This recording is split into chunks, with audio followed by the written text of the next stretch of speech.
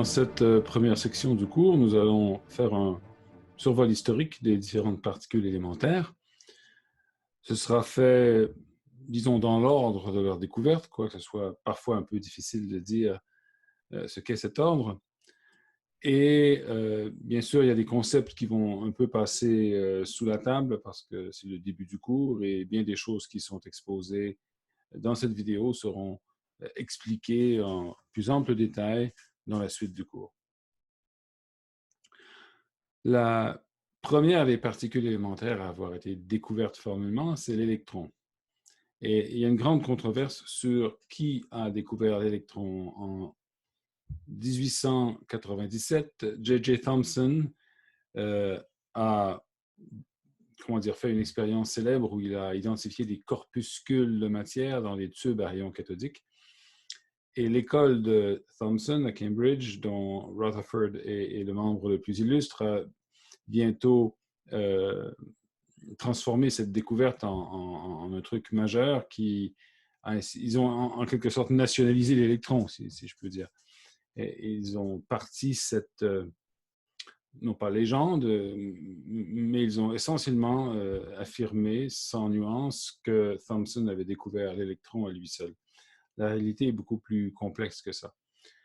En réalité, bien sûr, tout a commencé avec les fameux tubes à décharge. On en a un exemplaire ici. Ce sont des tubes à rayons cathodiques, donc des tubes dans lesquels on fait un vide partiel et dans lequel un courant passe, enfin de la cathode à l'anode. Et lorsque l'on permet à ce courant de frapper l'extrémité du tube en y mettant une matière phosphorescente, eh bien voilà, il y a une trace verte qui apparaît. Donc ce sont les fameux rayons cathodiques. Les tubes eux-mêmes ont été inventés par des Allemands. Plücker, Hittorf, Goldstein a contribué. Dans le monde anglo-saxon, on attribue toujours ces tubes à Crookes, qui a travaillé là-dessus dans les années 1870, mais en faisant un vide un peu plus poussé à l'intérieur du tube. Et donc, ils ont par la suite été étudiés par plusieurs personnes.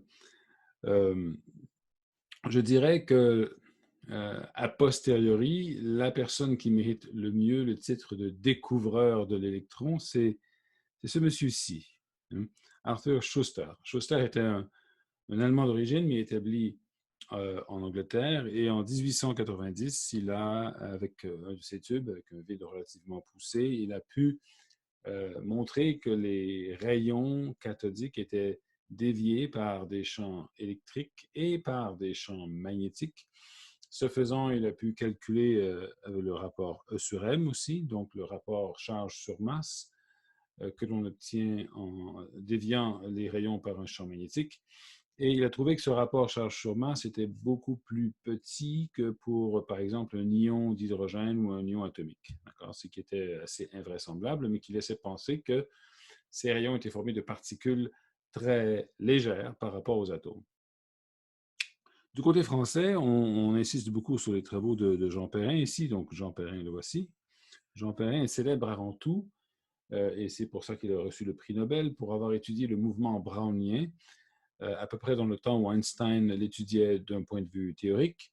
Et donc, on pourrait dire que les expériences de Jean Perrin ont grandement contribué à établir la réalité physique des atomes. C'est pour ça qu'il est très connu, mais quand il était encore étudiant au doctorat, il a fait des études sur les rayons cathodiques. Il a aussi fait à peu près les mêmes choses que Schuster. Il a soumis les rayons cathodiques à un champ magnétique, montré donc qu'ils étaient déviés par le champ magnétique et donc que ce sont des particules de charge négative et non pas des ondes. Beaucoup de gens pensaient que c'était des ondes à l'époque, c'était une controverse. Et donc Jean Perrin est souvent mentionné comme étant le découvreur de l'électron en France ou dans les pays francophones. Ensuite, en 1897, vient J.J. Thomson et donc lui refait à peu près le travail de Schuster et de Perrin. Il ajoute une meilleure capacité peut-être à dévier ces rayons à l'aide d'un champ électrique. La raison pour laquelle ça ne fonctionnait pas bien avec Perrin, je crois, c'est que le vide n'était pas assez poussé, de sorte que le champ électrique qu'il plaçait dans une électrode, une deuxième paire d'électrodes au sein du tube, était écranté par le gaz qui restait à l'intérieur du tube, alors que donc, chez Thomson, c'est beaucoup mieux. Donc, lui aussi établit le rapport E sur M à peu près 1 millième de ce qu'il serait pour un ion d'hydrogène, par exemple. Plus tard, cette figure enfin, a été améliorée, c'est à peu près 1 sur 2000, en fait 1 sur 1840. Un peu après, donc Becquerel, qui est connu comme étant le découvreur de la radioactivité, a fait des travaux sur les rayons bêta, justement, qui sont un des types de radioactivité, et a montré, en les soumettant à un champ magnétique, encore une fois, que les rayons bêta ont le même rapport sur M que les fameux rayons cathodiques. Donc, ce sont les mêmes particules essentiellement. Donc, son hypothèse, c'est que les rayons bêta sont des électrons. On ne parle pas d'électrons encore, faisons attention. Et enfin, pour terminer cette série de mesures pour caractériser ces particules, Millikan est connu pour son expérience de la goutte d'huile, donc la mesure de la charge électrique d'une manière indépendante de la masse, donc qui s'est fait en 1909, publié en 1911, je crois. Donc tous ces gens et d'autres en plus ont contribué à la découverte et à l'établissement de l'électron. Le nom électron, lui, a été proposé par ce personnage, un théoricien irlandais, Stoney, qui a voulu, disons, qui suivait un ancien courant qui avait été défendu par Helmholtz bien avant, à savoir que l'électricité existe au sein des atomes, bien sûr, et qu'il y a une particule fondamentale dans les atomes qui porte l'électricité, une unité fondamentale, une espèce d'atome d'électricité, si on veut. Et Stoney, partisan de cette idée, a appelé cet atome d'électricité l'électron, bien avant qu'on le découvre, qu'on l'établisse fermement de manière expérimentale. J.J. Thomson n'a jamais voulu appeler ces corpuscules, comme il les appelait, des électrons. Il s'est toujours refusé à le faire parce qu'il pensait qu'en les appelant électrons, il avaliserait les théories de Stoney qui sont au-delà d'un nom. En fait, il a une théorie sur l'éther, les tourbillons dans l'éther, en fait des théories anciennes qui sont bien sûr discréditées depuis longtemps, mais il ne voulait pas adopter un nom sous peine de cautionner une théorie qu'il soit ne comprenait pas ou qu'il n'aimait pas. Mais à la longue, ce nom électron s'est imposé. Et voilà, c'est la situation au tournant du XXe siècle. La deuxième particule dans notre série, c'est le photon. Vous allez me dire, le photon, on le connaît depuis toujours, puisque c'est la lumière, et donc c'est la première chose qu'on voit. En effet, en quoi est-ce une particule, cependant? Il y a eu des théories corpusculaires de la lumière avant. La théorie de Newton était une théorie corpusculaire enfin, la théorie optique de Newton était une théorie corpusculaire, donc on pourrait dire que Newton a découvert le photon ou inventé le photon, mais le concept est ailleurs, bien sûr.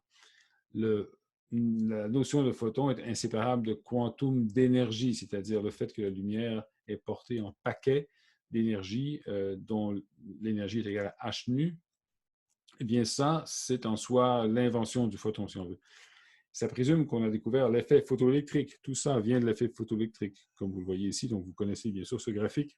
Ça représente l'énergie d'un électron qui est éjecté d'une plaque de zinc en l'illuminant avec de la lumière en fonction de la fréquence de la lumière. Ici, on voit qu'il y a une fréquence minimale correspondant à la fonction de travail du zinc, en deçà de laquelle aucun électron n'est émis, mais qu'après cette fréquence-là, il y a une relation linéaire entre l'énergie des électrons, les photoélectrons, comme on les appelle, parce qu'ils sont éjectés par des photons. Donc, il y a une relation linéaire entre les photoélectrons et la fréquence. Donc, cet effet photoélectrique, il a été découvert par Hertz. Hertz, qui est la première personne à avoir en fait fabriqué ou généré des ondes électromagnétiques en laboratoire et à les avoir identifiées comme telles, donc des micro-ondes ou des ondes radio dans ce cas-là, plutôt. Donc, Hertz a découvert l'effet photoélectrique, mais ce n'est pas lui qui a découvert cette relation. Donc, cette relation, on cite moins souvent, c'est Philippe Lenard. Philippe Lenard était un physicien allemand qui a reçu le prix Nobel d'ailleurs pour cette découverte, je crois. Et donc, cette relation linéaire a aussi donc donné la puce à l'oreille à Einstein.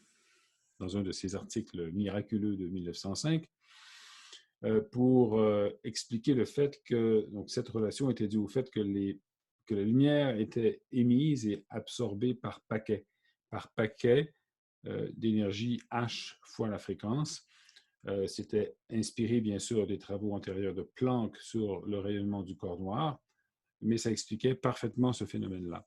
Donc, Einstein a appelé ces paquets-là des Quanta ou des Lichtquanta, on dirait en allemand, donc des paquets de lumière.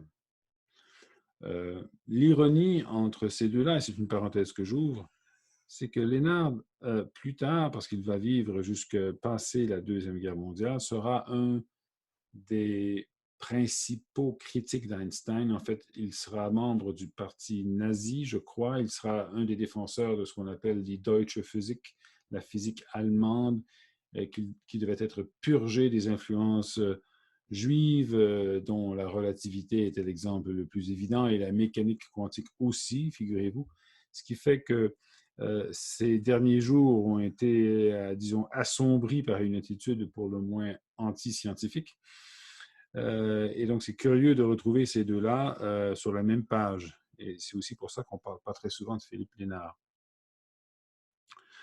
Par contre, les quantas de lumière d'Einstein ne s'appellent pas les photons. Pas encore, du moins. Le mot photon est apparu dans la communauté scientifique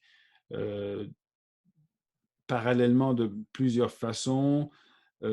Souvent, on dit que c'est le chimiste Lewis, donc, qui est assez connu pour sa figuration des liaisons chimiques, donc qui aurait le premier transmis ce mot dans la communauté scientifique vers 1926.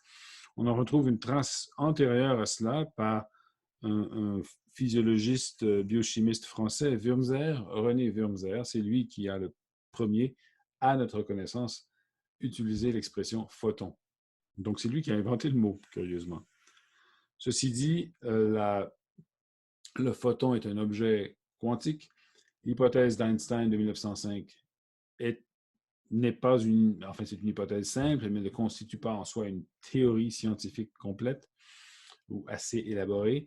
La première théorie quantique de la lumière, dans laquelle, par exemple, le champ électromagnétique, qui est en fait le support, si on veut, de la lumière, est quantifié. Cette première quantification du champ électromagnétique, que l'on va discuter plus tard dans le cours, est attribuable à Dirac, donc à Paul Dirac, en 1926. Et c'est pour ça qu'il a une place d'honneur sur cette diapo.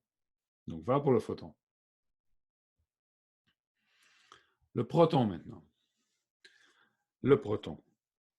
Depuis que Mendeleïev a proposé son tableau des éléments, eh bien sûr, il s'est senti obligé de numéroter les éléments avec ce qu'on appelle un numéro atomique, qu'on symbolise par la lettre Z. La signification physique du numéro atomique était inconnue, quoiqu'il y avait une certaine progression des masses molaires en fonction du numéro atomique, ce n'était pas la même chose. Plus tard, bien sûr, on a pensé au fait que ça pouvait indiquer que les atomes plus complexes étaient formés d'un nombre entier de fois d'un constituant élémentaire, qui pourrait être par exemple l'atome d'hydrogène, le plus léger.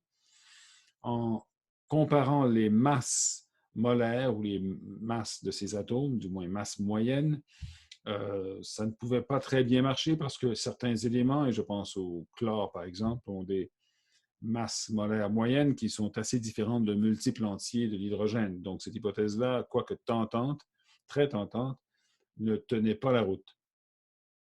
Jusqu'à ce qu'on étudie un peu plus la structure des atomes. Donc, en 1913, un des collaborateurs, il me semble, de Rutherford, Henry Moseley, donc un Anglais, a étudié les spectres X, donc les spectres de rayons X émis par les atomes, et s'est rendu compte qu'on pouvait, du moins suite bien sûr à notre connaissance des niveaux des spectres optiques des atomes, s'est rendu compte que les spectres rayons X avaient une certaine régularité parce que Bon, les rayons X sont émis quand un électron de cœur très proche du noyau dans notre interprétation moderne est élevé à un niveau plus élevé, c'est-à-dire l'énergie est élevée ou abaissée par émission de rayons X, donc il y a absorption et émission, bien sûr. Et il s'est rendu compte qu'on pouvait caractériser très bien ces spectres par une charge électrique qui était reliée à ce numéro atomique Z. Donc, il a changé en quelque sorte l'interprétation, il a trouvé une interprétation physique au numéro atomique Z. Ce numéro atomique Z devenait en quelque sorte la charge du noyau atomique. Alors, rappelons que le noyau atomique, bien sûr, lui, a été découvert quelques années auparavant, en 1911, et cette fameuse expérience de Geiger et de Marsden sous la direction de Rutherford, qui a permis de préciser que l'essentiel de la masse de l'atome est contenu dans un noyau très petit, 100 000 fois plus petit, 10 000 fois plus petit à l'époque, disons, avec la précision qu'ils avaient, que la taille de l'atome. On va reparler de ça parce qu'on va reparler de la section différentielle de Rutherford un peu plus tard. Mais donc, Moseley connaissait l'existence du noyau et ses expériences au rayon X lui ont permis de faire une correspondance entre la charge électrique du noyau et le numéro atomique Z. Quant à le fait que les masses ne sont pas des multiples entiers toujours de l'hydrogène, ça a été éclairci par les travaux de Frédéric Soddy, vers la même époque, qui a identifié les isotopes, c'est-à-dire des espèces de noyaux qui ont la même charge électrique, mais des masses différentes. On dirait aujourd'hui qu'ils ont des nombres de neutrons différents pour le même nombre de protons, mais donc à l'époque, on n'avait pas cette image. Donc, Soddy a découvert les isotopes en se rendant compte qu'il pouvait y avoir des séquences radioactives avec des propriétés différentes, des temps de vie différents, et que pourtant c'était le même élément chimique. Donc, il y avait une différence entre ces isotopes, entre guillemets. Voilà. Donc, tout ça a bien éclairé la nature même du nombre de masses A dans les atomes et du numéro atomique. Et on pouvait dès lors supposer beaucoup plus aisément que les différents noyaux étaient constitués peut-être de la même particule en plusieurs exemplaires, donc que la masse des noyaux, une fois qu'on sépare les isotopes comme il faut, était presque des multiples entiers de la masse de l'atome d'hydrogène. Mais on ne parle pas encore de protons. Ce qui va vraiment convaincre les gens que le proton existe, c'est quand on pourra interpréter une expérience au cours de laquelle un proton a été transféré d'un atome à l'autre, ou a été arraché à un noyau atomique. Et cette expérience, c'est Rutherford qui l'a menée, encore lui. Il en a fait plusieurs.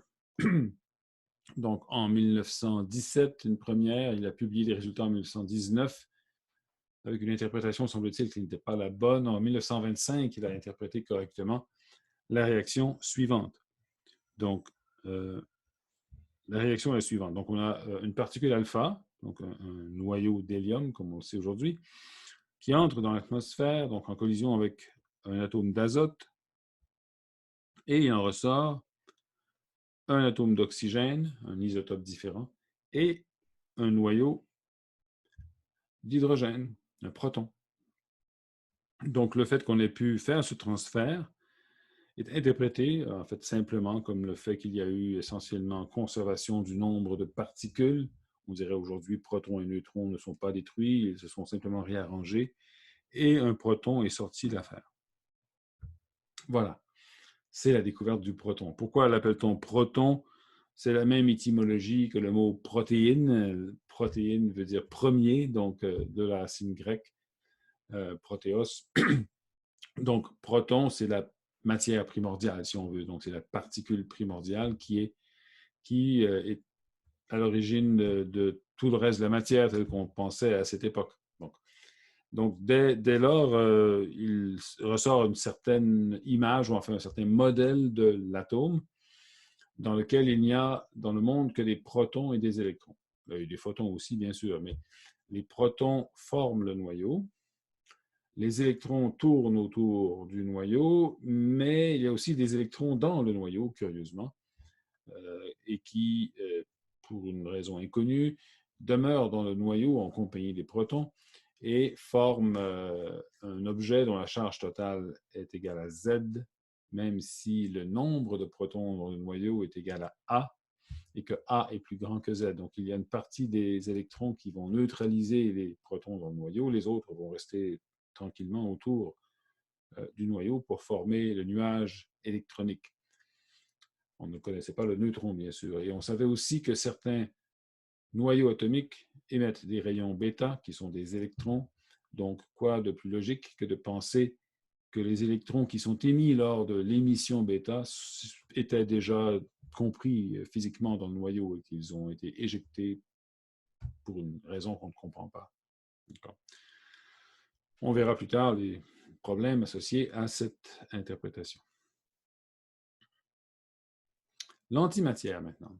On le fait dans l'ordre chronologique. L'antimatière est arrivée à la fin des années 20. Donc, Dirac, qu'on a déjà rencontré plus haut, notre ami Paul Dirac, a en 1928 proposé une équation, l'équation de Dirac. C'est une équation d'onde relativiste qui pourrait décrire les électrons. Donc, rappelons que Schrödinger avait proposé son équation d'onde en 1926 et que donc 2 ans plus tard propose cette version relativiste, si on veut, ou cette généralisation. L'équation de Schrödinger, elle est non relativiste, manifestement. En 1928, donc, en 1929, il se penche sur les solutions de cette équation-là et se rend compte qu'il y a bien sûr des solutions à énergie positive et négative. On va voir ça dans le détail dans un chapitre ultérieur.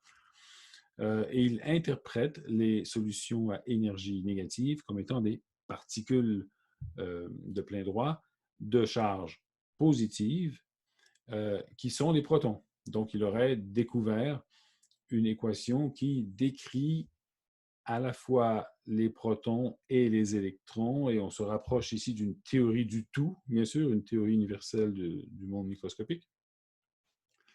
Le seul problème, bien sûr, c'est que les protons sont 2000 fois plus lourds que les électrons. Alors, ça ne rentre pas très bien dans son équation, parce que dans l'équation de Dirac, il y a une masse, pas 2 masses, il y a une masse.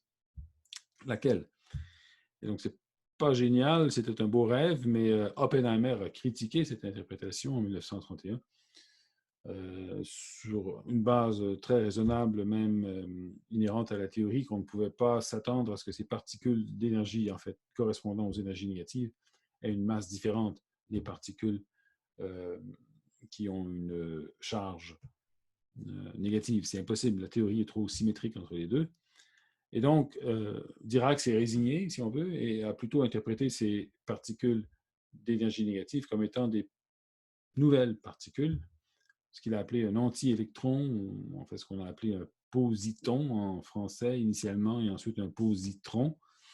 Donc, ces positrons, il les a prédits, si on veut, en 1931, 3 ans après avoir découvert la fameuse équation qui porte son nom. Par chance, cette prédiction s'est matérialisée dans l'année d'après. Donc, en 1932, Carl David Anderson, un expérimentateur américain, a découvert dans des chambres à nuages, qui sont des détecteurs de particules qu'on peut même voir dans les musées de sciences de temps à autre, enfin, qui étaient très utilisés pour étudier les rayons cosmiques dans les années 20 et 30.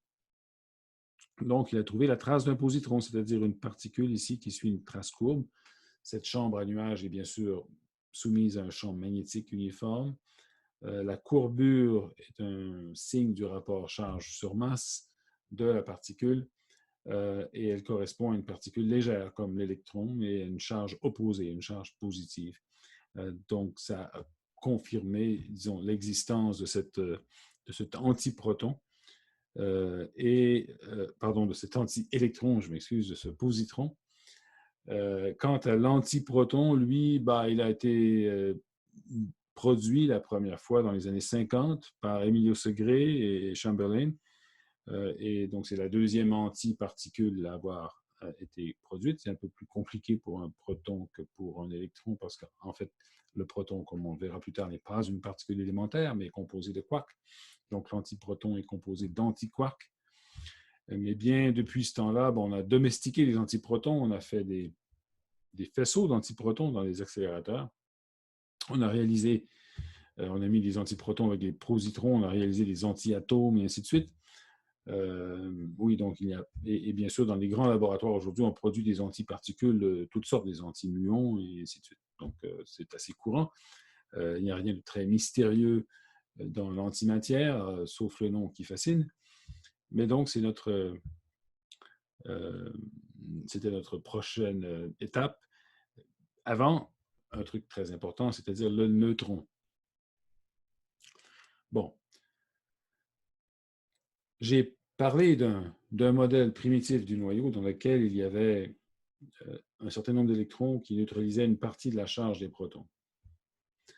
Ce modèle est difficile à admettre depuis qu'on a démystifié la mécanique quantique en 1925-1926, parce que l'électron a une masse très petite et il serait très difficile de le confiner dans un espace aussi petit que le noyau.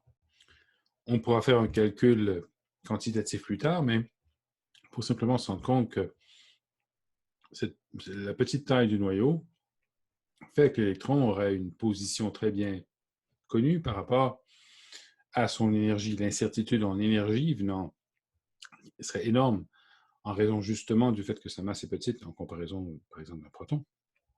Eh bien, ça ferait une énergie tellement grande qu'il ne pourrait pas rester dans le noyau. En fait, son énergie serait incomparablement plus grande que celle des rayons bêta qui sont éjectés lors des désintégrations d'atomes instables. Donc, ça ne tenait pas la route du tout. Ce qui a révolutionné, si on veut, cette conception du noyau, l'introduction du neutron, ça a commencé avec des expériences par Botha et Becker, en 1931. Alors, ce qu'ils ont vu essentiellement, c'est que des rayons alpha, qui sont incidents sur des éléments légers qui servent de cible, vont émettre, suite à cela, un rayonnement, des rayons N, si on veut, un rayonnement qui est neutre, donc très pénétrant. Donc, neutre, oui, très pénétrant, c'est-à-dire qui interagit relativement faiblement, de manière non électromagnétique. Et il pensait initialement que c'était des rayons gamma. Bon. En 1932, l'année d'après, donc Frédéric Joliot, Irène Curie, qui forment un couple, le couple de physique nucléaire en France, se rendent compte que ces fameux rayons, lorsqu'ils frappent des éléments légers, par exemple de la paraffine, qui contient surtout de l'hydrogène, donc lorsqu'ils frappent de l'hydrogène, ces rayons N vont émettre des protons de haute énergie. Donc, ils vont éjecter des protons. Et malheureusement, ils ne se rendent pas compte que cette observation est incompatible avec le fait que ce soit des rayons gamma. Les rayons gamma sont des photons et ils portent relativement peu de quantité de mouvement pour une énergie donnée. C'est-à-dire qu'ils ont une... je devrais peut-être pas le dire comme... Je vais le dire autrement, d'accord? Malheureusement pour Joliot et Curie, on peut montrer que les rayons gamma ne pourraient pas donner une quantité de mouvement suffisante aux protons pour les éjecter comme ils ont été observés à ce moment-là. Et c'est Chadwick en Angleterre qui va avoir la solution en refaisant d'autres expériences. Il va finir par supposer que ce sont des particules neutres, ces fameux rayons N, qui ont une masse comparable aux protons. Donc, on les appelle les neutrons. Et donc, on passe à ce moment-là, donc c'est une révolution dans la physique nucléaire parce qu'on passe d'une ancienne conception du noyau dans laquelle on avait A protons et A moins Z électrons, qui fait une charge plus Z au total, à la nouvelle conception dans laquelle on a Z protons et N, c'est-à-dire N égale A moins Z neutrons. C'est un peu la naissance de la physique nucléaire. Et ce neutron est une particule instable. Il se désintègre avec une vie moyenne de 15 minutes, à peu près, quand il est seul, isolé. Mais il est stabilisé souvent à l'intérieur des noyaux, dans la plupart des noyaux stables, bien sûr. Mais même dans les noyaux instables, c'est souvent lui qui se désintègre et qui se transforme en proton en éjectant un électron et un neutrino. Donc là, c'est la prochaine étape du mystère. Donc la désintégration bêta, donc il prend cette forme. Bien sûr, c'est la forme élémentaire de la désintégration bêta où neutrons donnent protons et électrons. Mais oublions le neutron parce que, disons, en 1930, on ne connaissait pas son existence. Pensons à un type de noyau qui donne un autre type de noyau et un électron. Donc, cette désintégration bêta présente des problèmes très graves parce que, premièrement, elle viole la conservation de l'énergie et de la quantité de mouvement, et aussi la conservation du moment cinétique. Je m'explique. Le noyau initial éjecte un électron et se transforme en un noyau phi ou un différent. Les deux noyaux ont malheureusement le même spin, si on veut, dans le sens qu'ils ont le même spin demi-entier ou entier selon le cas, alors que l'électron a un spin une demi. Et donc, on ne peut pas conserver le moment cinétique de cette manière-là. Plus flagrant, c'est l'énergie. Si on avait un noyau stationnaire qui se désintègre et émet un électron, si on se place dans le référentiel du centre de masse du système, c'est-à-dire dans le référentiel du noyau initial, il est clair que en conservant l'énergie de l'électron est déterminée. Il ne peut pas prendre plusieurs valeurs, elle doit être fixe, fixée par la conservation de l'énergie et le recul correspondant du noyau. Aucun problème. Ça devrait être une constante. Et en réalité, ce n'est pas une constante, il y a un spectre. Les électrons émis par émission bêta forment un spectre d'énergie continue. Voilà. Donc, la seule solution logique à cela, c'est celle qu'a proposée Wolfgang Pauli en 1930. Il y a une autre particule qui est émise. Ce n'est pas n donne p plus e, c'est n donne p plus e plus une autre particule qu'initialement, Pauli a appelé le neutron. 1930 déjà. Il y a trop d'objets neutres qui traînent. Alors, en 1932, un physicien italien, Amaldi, a plutôt suggéré de l'appeler le petit neutre, d'accord, neutrino, parce qu'il était beaucoup plus léger que l'électron de toute manière, et donc ça ne se compare pas au neutron. Et voilà, ça évite la confusion. Donc, on a un nom italien ici, neutrino, pour désigner cette particule, qui sera plus tard découverte, entre guillemets, ou confirmée un peu plus dans les années 50, avec des détecteurs spécialement faits pour ça, et ça vaudra aussi un prix Nobel. J'en profite pour montrer cette photo. Ici, ça c'est la bande des Italiens, donc les garçons de la rue Panisperma à Rome. Donc il y a bien sûr Enrico Fermi, le plus célèbre. Ici c'est Amaldi qui a proposé le nom pour le neutrino. Emilio Segre, qui a fait plusieurs grandes découvertes par la suite et qui a écrit des bouquins assez intéressants de vulgarisation sur la physique. Et Franco Rasetti. Franco Rasetti, pendant la Deuxième Guerre mondiale, s'est exilé au Canada, à Québec plus précisément, et c'est lui qui a fondé le département de physique de l'Université Laval. Et il y est resté jusqu'en 1947, après quoi il est allé accepter un poste à Johns Hopkins aux États-Unis. Mais quand même, donc il a laissé sa trace au Québec, donc ça valait la peine de le mentionner. Le plus important dans tout ça, c'est que cette idée de neutrino a permis de mettre de l'avant la notion d'interaction faible. Cette interaction qui est à la cause du rayonnement bêta ou de l'émission bêta, interaction assez mystérieuse à l'époque, qui n'est pas l'interaction électromagnétique, qui est autre chose. Et c'est Fermi, en 1933, qui a proposé cette première théorie des interactions faibles et qui a, dans cette théorie même, proposé qu'il y a des processus dans lesquels des particules sont créées, donc des particules de matière, des fermions, qui n'existaient pas au préalable, sont créées lors de la réaction. Donc, la notion de, on pourrait même dire, d'opérateur de création et d'annihilation qu'on va voir plus tard, doit beaucoup à Fermi. C'est une théorie extrêmement importante dans l'histoire de la physique subatomique. Les mésons, maintenant. Okay. On continue. Lors de la théorie du photon, en fait de la théorie quantique du champ électromagnétique, on s'est familiarisé avec cette notion de particules médiatrices. Donc, on s'est habitué au fait que le photon est une particule qui est vraiment associée au champ électromagnétique ou à la force électromagnétique. Un peu plus tard, sous Feynman, donc vers la fin des années 40, on a adopté cette espèce de langage où des particules émettent d'autres particules qui sont réabsorbées plus tard, ce qu'on appelle des particules virtuelles, et que ces particules virtuelles sont associées à des interactions fondamentales. Et c'est comme ça qu'on va le présenter par la suite dans le cours, et qu'on va démontrer un peu à la racine cette interprétation. Mais le fait d'associer un champ à une particule, donc, date de la quantification du champ électromagnétique. Alors, le physicien japonais Yukawa, et indépendamment de lui, un an plus tard, cependant, mais tout à fait indépendamment, le physicien suisse Stueckelberg, ont eu l'idée qu'on pourrait faire la même chose avec la force nucléaire, la force qui lie ensemble les protons et les neutrons dans les noyaux. Donc, cette force a une portée très courte, contrairement à la force électrique, mais elle gagne sur la force électrique. Elle est plus forte, en quelque sorte. C'est pour ça qu'on appelle, avec un peu d'imagination, l'interaction forte. Yukawa et Stueckelberg ont pensé qu'il pourrait y avoir une particule analogue au photon qui serait responsable de la transmission de cette force.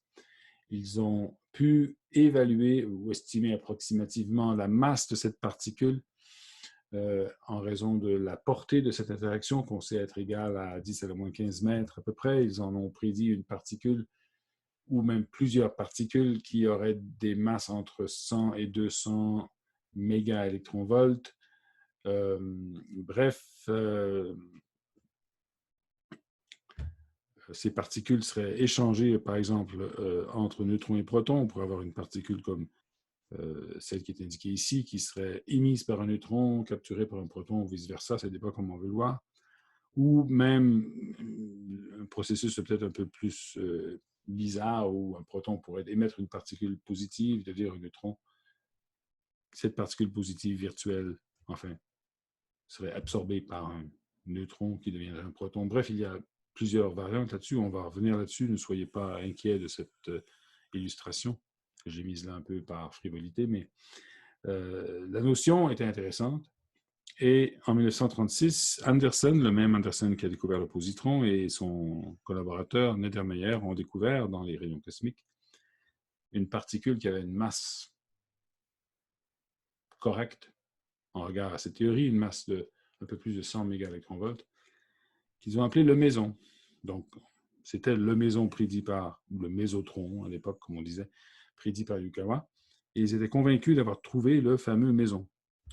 Et il se trouve que ce méson, ou particule mu, ou méson mu, ou muon tout simplement, n'était pas ce qu'il cherchait. C'était une autre particule. On verra, c'est comme un cousin massif de l'électron. Ça n'a rien à voir avec la physique nucléaire, mais rien à voir.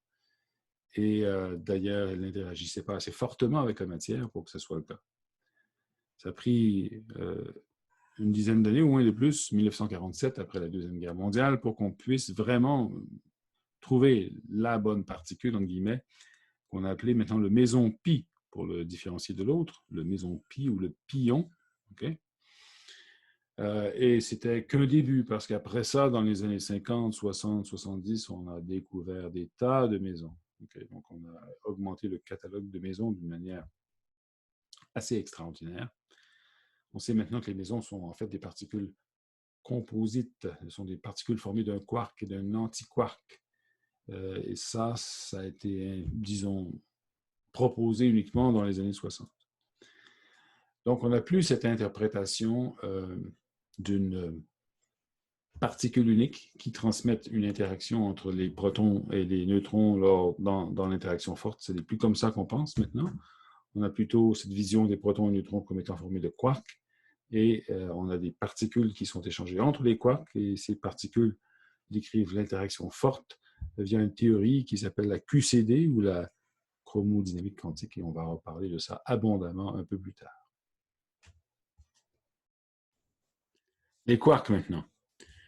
Dans les années 50, on a découvert de plus en plus de nouvelles particules, généralement des particules qui interagissent fortement, ce qu'on appelle des hadrons. Eh bien, leur nombre augmentant sans cesse et atteignant plusieurs centaines, le besoin s'est fait sentir d'organiser cette espèce de zoo de particules subatomiques de manière plus cohérente. Et l'une des idées qui flottait, bien sûr, c'est qu'il y avait derrière ces particules des objets plus petits, donc que ces particules n'étaient pas fondamentales. En passant, donc, souvent, on utilise les symétries pour classifier des états quantiques et des atomes, bien sûr, aussi sont classifiés souvent en état de symétrie du moment cinétique, et ainsi de suite. Les particules de même pouvaient être classifiées, disons, selon certaines quantités conservées, du moins par les interactions fortes, comme par exemple une quantité qu'on appelait l'étrangeté, on en reparlera bien sûr un peu plus tard.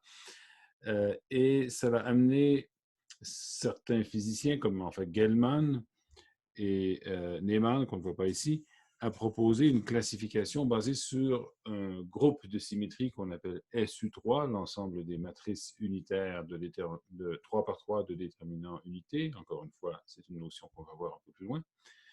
En 1961, donc il propose cette classification en 1961 et en 1964, il fait le saut, et c'était assez naturel après cette classification, à introduire des objets plus petits que les particules subatomiques, des objets fondamentaux, qu'il a lui-même appelés quarks. Selon les dires de Gell-Mann lui-même, le mot quark a été emprunté à un roman de James Joyce, Finnegan's Wake, je pense, qui est très obscur, merci, mais du moins qui contient cette phrase « Three quarks for Mr. Quark », quelque chose comme ça. Enfin bref, le nom n'a pas vraiment de sens.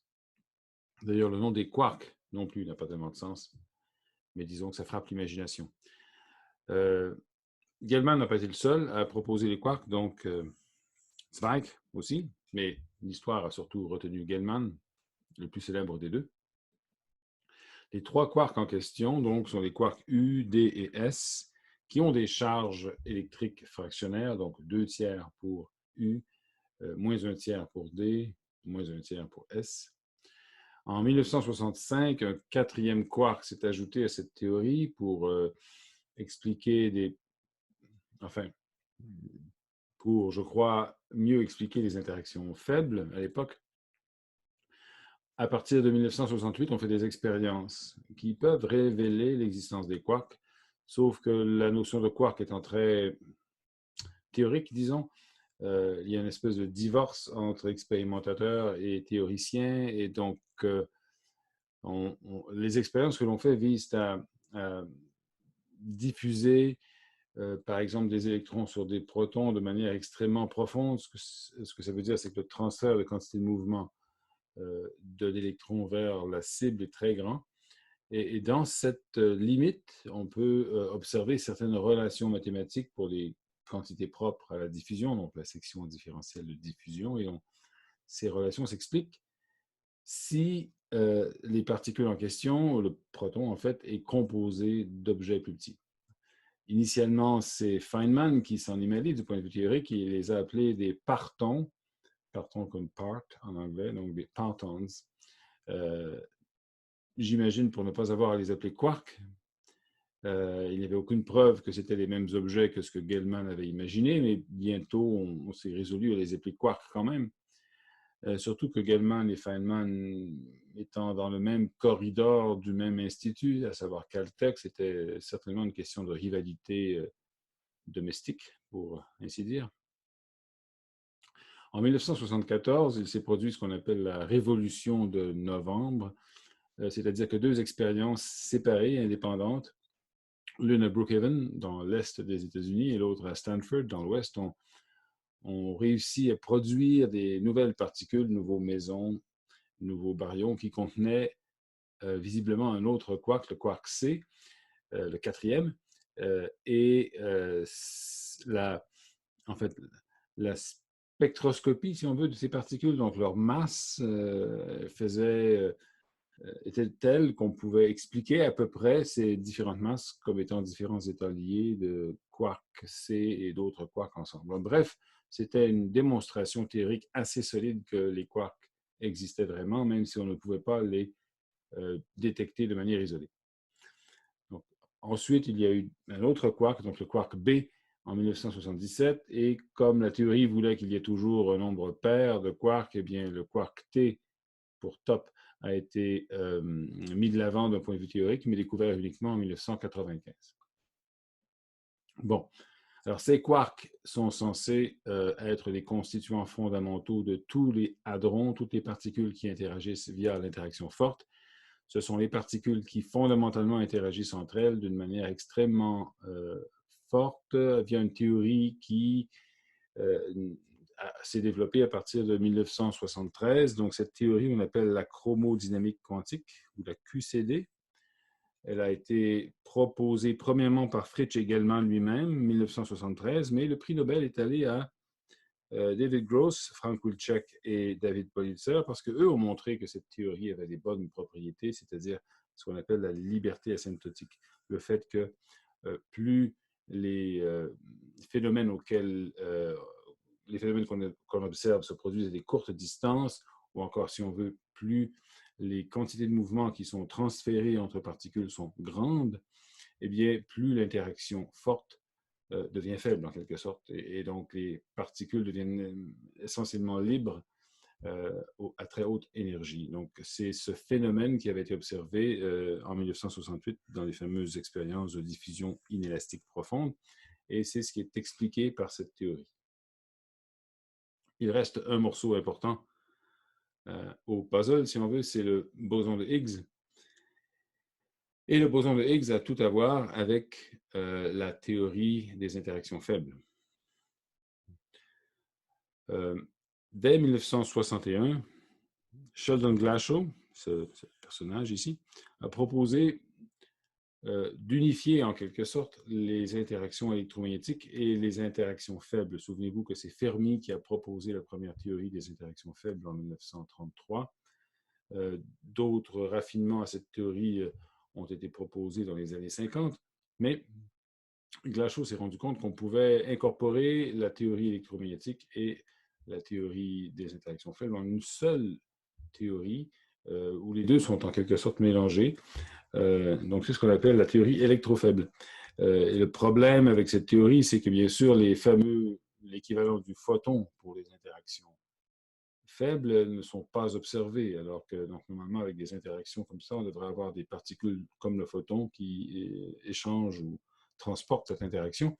Eh bien, pour l'interaction faible, ces particules doivent avoir une masse très grande parce qu'on ne les a jamais observées, et aussi parce que, bon, on peut montrer que lorsque la masse de la particule médiatrice est très grande, ben, l'interaction devient très faible en raison de cela. Et donc, ça prenait une façon d'imaginer pourquoi elle serait très grande, cette masse, et ça a été imaginé par plusieurs personnes indépendamment, mais le mérite principal en revient à trois personnes, donc Peter Higgs, et deux physiciens belges qui étaient assez méconnus dans le grand public avant que le prix Nobel soit donné, M. Engler et Brout, qui ont proposé en 1964 ce fameux mécanisme de Higgs par lequel ce qu'on appelle une brisure spontanée de la symétrie de jauge ici, il s'en trouve, provoque l'apparition de masse pour ces particules médiatrices, et non seulement pour ces particules médiatrices, mais pour toutes les particules en fait qui existent. Toutes les particules de matière reçoivent leur masse par ce mécanisme. Et ce mécanisme requiert l'existence d'un champ, un champ assez mystérieux qu'on appelle le champ de Higgs. Et tout ce qui nous reste comme signe que c'est comme ça que ça se produit, c'est une espèce de particule résiduelle, si on veut, une trace de ce mécanisme, c'est la particule de Higgs, qui a été finalement découverte en 2012, que je n'ai pas indiqué ici d'ailleurs, curieusement. Eh bien, ce Higgs, cette particule de Higgs a été le Graal de la physique des particules pendant des dizaines d'années, et finalement, ça a été découvert. C'est la dernière grande découverte de la physique des particules depuis 2012, et il ne s'est pas passé énormément de choses. Pour clore le tout, donc en 1967, Weinberg et Salam, que l'on voit ici, ont incorporé l'idée de cette particule de Higgs donc dans l'interaction électrofaible, et c'est comme ça qu'est né le modèle standard. Le modèle standard, c'est donc la théorie actuelle des particules fondamentales qu'on va étudier dans le dernier chapitre du cours. Donc, on a ici tout ce beau monde. Alors, j'ai mis aussi Higgs. Higgs est disparu, donc Higgs est ici, bien sûr. Et quand il était jeune, j'aime bien montrer des photos des gens quand ils n'étaient pas à un âge très avancé, mais à un âge plus proche de celui où ils ont réalisé leur découverte.